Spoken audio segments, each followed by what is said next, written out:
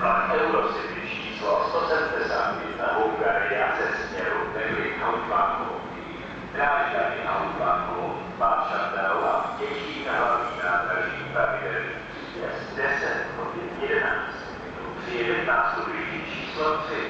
Vlak dále pokračuje ve směru Praha, Holešovice, Praha, hlavní nádraží, Kolín, Pardubice, hlavní nádraží, Brno, hlavní nádraží, Břeclav, Úty, Bratislava, hlavná stanica, Nové Zámky, Škůrovo, Netmánoviště, Vás a Budapešť lety Pájov Vás, pravidelný odjezd 10 hodin 13 minut. Dear passengers, Eurocity train number 171, Bulgaria from Berlin Hauptbahnhof, Dresden Hauptbahnhof, Shanghai and Tianjin Hauptbahnhof. Regular arrival at 11 will arrive at platform number 3.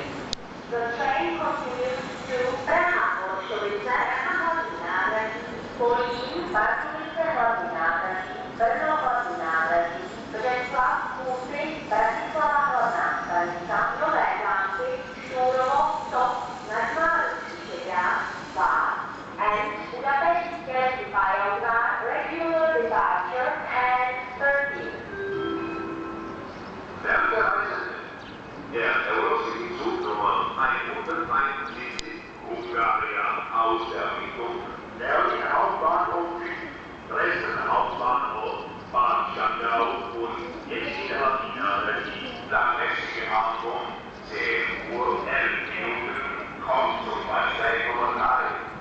Der Zug der weiteren Richtung Praha, Holešovice, Praha, hlavní nádraží, Kolín, Pardubice, hlavní nádraží, Brno, hlavní nádraží, Břeclav, Úty, Bratislava, hlavná stanica, Nové Zámky, Škůrovo, Sop, Netmánoviště, Václav